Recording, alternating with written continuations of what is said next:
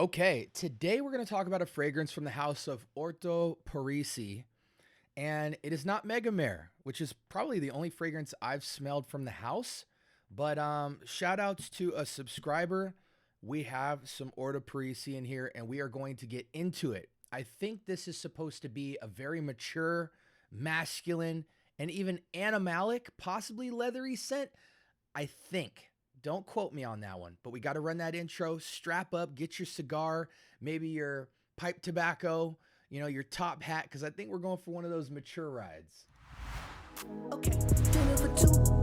I watch that head move side to side as I let the sin into the room. You are on time, let's connect minds. Trying to get into a mood. We gon' be fine. Close up the blinds, no rush. Finish the food. Welcome to the Scent Bubble. I am your host for the afternoon. Hey, I don't know much about the House of Orto Parisi. It sounds Italian, but we're going to find out in a little bit. I'll do a little bit of digging, but this channel really, at least for the review portion of my channel, we don't really get under the hood on the story, the box shape, the presentation. I know if you're searching for this fragrance, you want to have a very convenient way to get a thorough but very concise, breakdown of, is the fragrance good? If I think so or don't think so, why or why not? What are some of the considerations that go into the purchasing and the understanding of this fragrance to figure out if this is supposed to be a fragrance that fits into your journey? Now, I think this fragrance is classified as a niche fragrance, not necessarily independent niche. For those of you who don't know the difference, I think niche and like retail niche is stuff that you would find in Neiman Marcus and different retail stores. You can go into a local kind of brick and mortar or retail store and pick it up. Whereas independent niche seems to be mostly readily available online, unless the house attains a certain level of success and can put very small boutique level quantities in, some of the more flagship carriers of independent niche, and typically those are much smaller companies. But anyways, from the house of Orto Parisi, I think they're more established. This is Cuoium, I believe. Shout outs to Scott. I'm not going to say his full name, but he supplied the channel with probably like 10 to 15 different decants. He said, hey, SB, I've got a bunch of unique scents and stuff that I haven't seen you review yet on the channel. I want to see your take on these fragrances. This is what the community is about, guys. It doesn't take a lot to, make a decant and send it out if you're familiar with how to do it. And so a lot of times there have been situations in my channel where subscribers have hit me up and said, hey, I've owned these scents for a long time. I think I know what I'm doing. I think I know that I like it or don't like it, but I want to know your take because I like the way your mind works. And sometimes you open my mind to different things. And sometimes you affirm some things that I've been thinking through, or you just contribute to the conversation even deeper than some of my thinking towards the fragrance. Well, Scott was very gracious. He sent me a grip of decants. And for those of you guys who don't know, if you ever want to send me a fragrance, you will get shouted out on this channel. So you're going to hear me shout out Scott's name like 15 times on 15 different episodes because I'm always going to give credit where credit is due. These next 15 episodes or so wouldn't be made possible without guys like Scott. So Scott, thank you so much for supplying this. Again, Orto Parisi, Cuoium. And I have a decent amount of juice here. I think I've got a nice little 3 ml. And this is supposed to be, I think, a leathery animalic scent from what I remember, just because I've seen this fragrance before, but I never put my nose to it. So let's get an initial first takes and I can confirm if that's what we're dealing with as far as notes. I'm not going to spray the test strip too much because if it is animalic and leathery, I'm sure it is beast mode. 2 sprays should suffice. And if I feel like I need to put it on skin, I definitely will. But you guys have seen me on this channel. It's kind of hit or miss as far as sometimes I feel like I definitely should put something on skin. Sometimes I'm so familiar with a scent that I just think it would be a waste of, 3 to 5 minutes of your time. We want to get straight to the review. So anyways, initial thoughts on this fragrance. This is now my second fragrance I've tried from this house. And we're going to see if we can break down some stuff really quick for you to get your mind around what this may smell like, the quality, some of the components, the buying price, all the things that you would check off on your list to figure out if you should have this fragrance or not. Okay.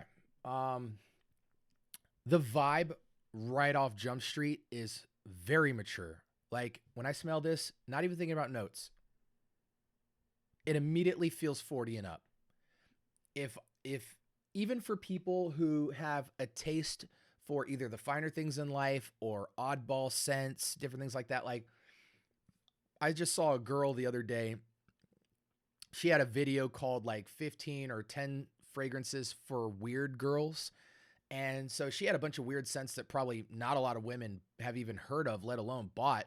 But she seemed like a really young girl and she was reviewing weird scents. So whenever you guys hear me kind of generalize things, it's not a black and white thing. It is, I'm tailoring this towards like a majority feel of what your initial take would be. But the reality is there are weirdos, there are different, unique individuals out there that like different things, and they're just as valid as everybody else. But for the purposes of this video, I think the general public would smell this and say, wow, this is at least 30 and up, but I think it's at least 40 and up. It is very dark, very incensey, very animalic, very leathery, very, very, very, very, very, very leathery. And man, if I could use some words to paint a picture, this feels like I haven't seen my uncle in years. I have a 45-year-old uncle, let's say hypothetically, and he has a mansion or a 2-story home with a basement. And I went to his house and he was giving me a tour and he took me down to the basement and he said, hey, this is my lounge. This is my man cave. And you go down there and picture a dark room, maybe 1 or 2 really warm, quiet lights off in the corner. And I look on one side and there's a small bar and there's whiskeys and cognacs and dark liquors, right? And so I see that off in the corner in a haze. Then another corner of the room, I see a pool table that seems like it's been in the room for 100 years. It was passed down to him like an old billiards table.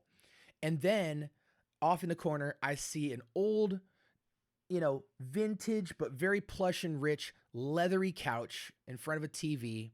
And there is an incense lit. That is the vibe I'm getting with this fragrance. I smell, but it's almost like even in that room, I smell him in it too. Like my uncle has been in this room 100 times. He's smoked thousands of cigars in here. He's drank tons of liquor in here. He's shot a lot of pool in here. That's the vibe that I get, guys. Again, leathery, animalic. I don't want to say boozy. The reason I bring up the whole liquor thing is because it almost smells like it almost smells like cigarettes, cigars, leather, and some whiskey or cognac stained on a leather couch, like a real expensive, like animalic leathery couch. That's the vibe I get. Now, I always say this all the time. Just because something smells expensive or high-end ingredient doesn't mean it's good. Doesn't mean you would wear it. Okay? So the real question for somebody into this is I've probably written this fragrance off for half the audience because they've immediately heard words that are triggering to them, such as animalic, leather, my uncle, dark basement.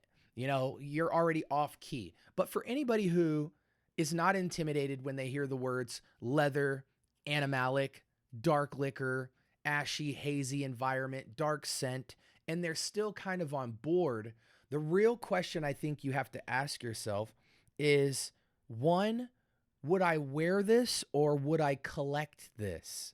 What kind of fragrance person are you? Are you into the finer things in life and you like unique scents to wear? Or do you like certain scent profiles? Here's another one. Would you wear it outdoors? There may be scents. This is certainly a collector's fragrance.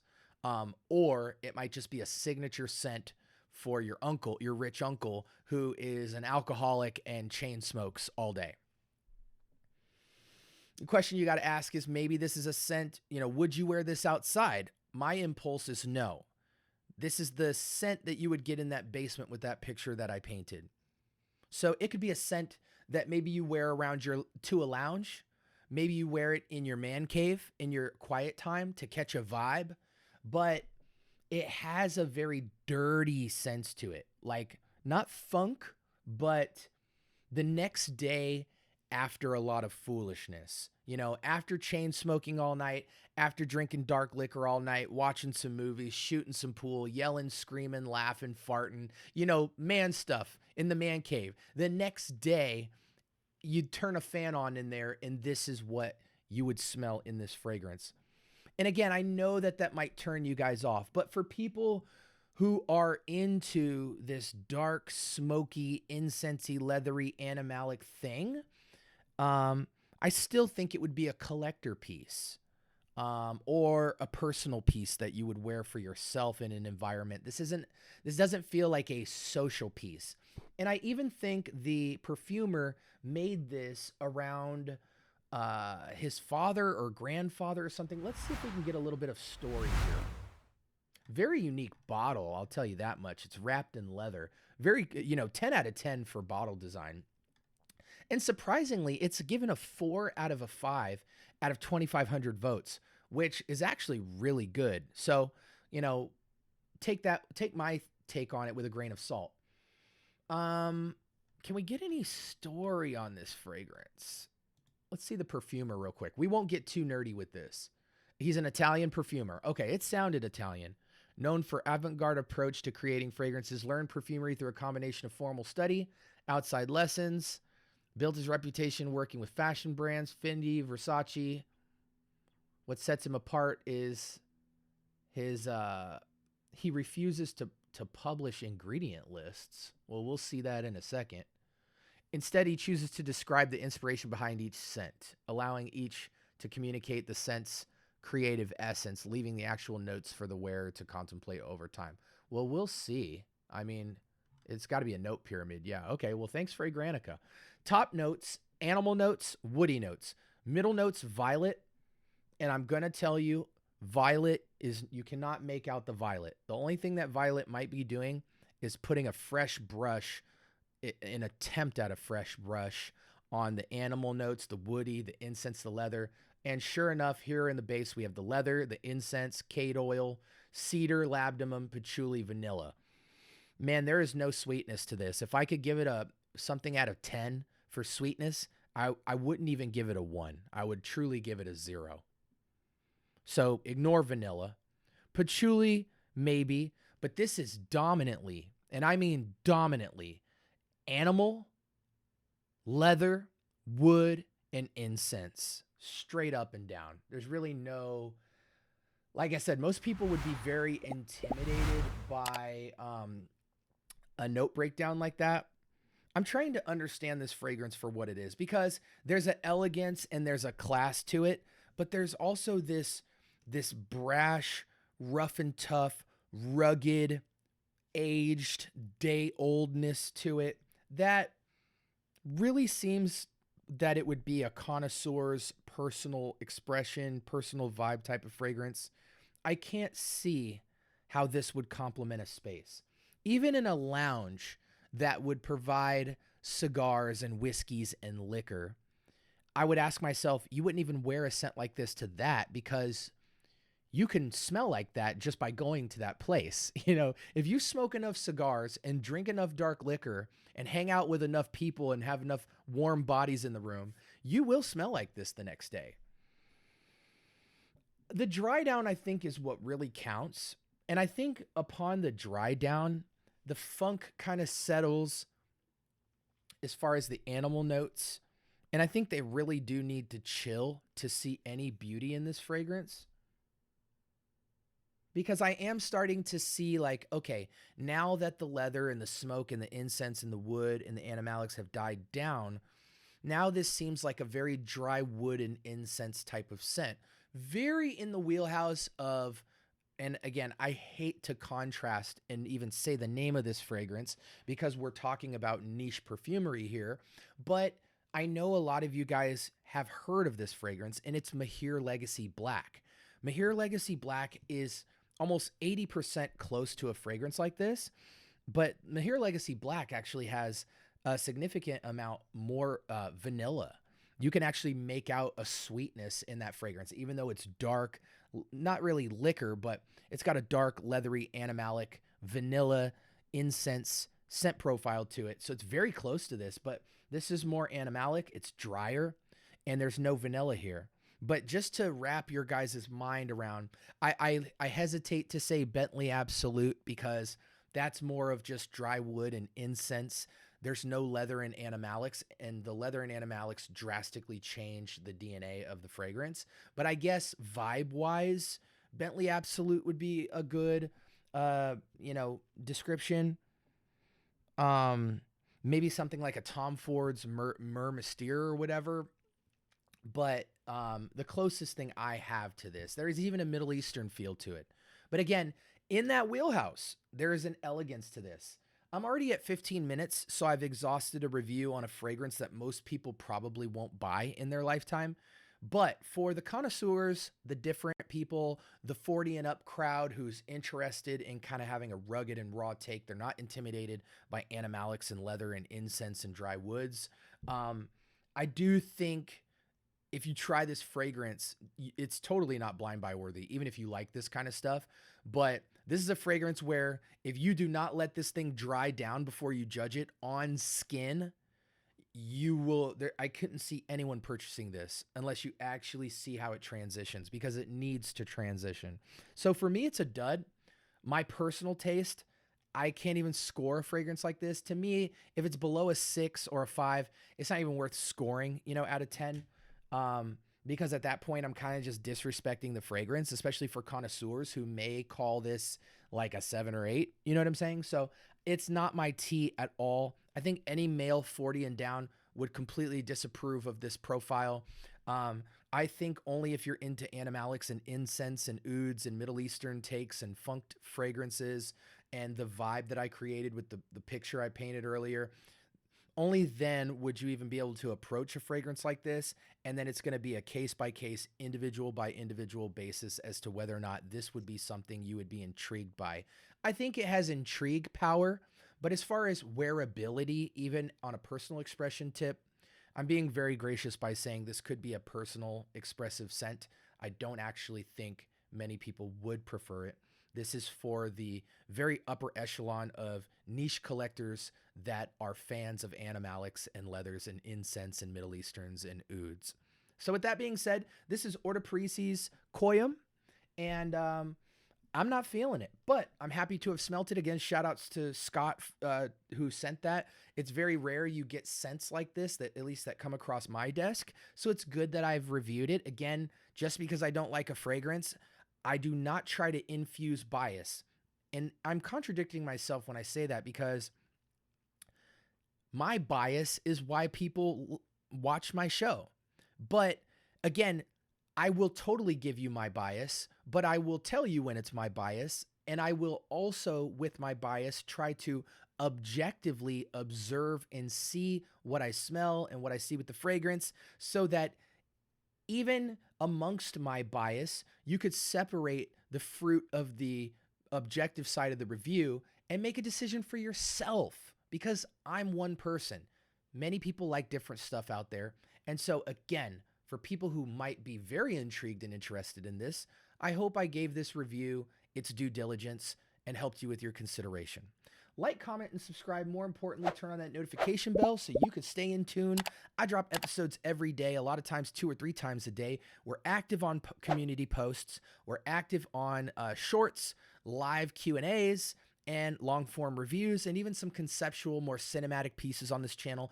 Everything having to do with fragrance. I don't care how old you are, what your skin color is, where you're at in your journey, or whether or not you like clone, dupes, niche, inspired, independent, niche, and designer. Everything on the spectrum we review here. And in just a year's time, I've reviewed over 700 fragrances. So I take this very seriously. I'm passionate about it, and I want to be a resource to you guys. I'm putting a camera to the lifestyle I would be living, whether I was on social media or on YouTube or not.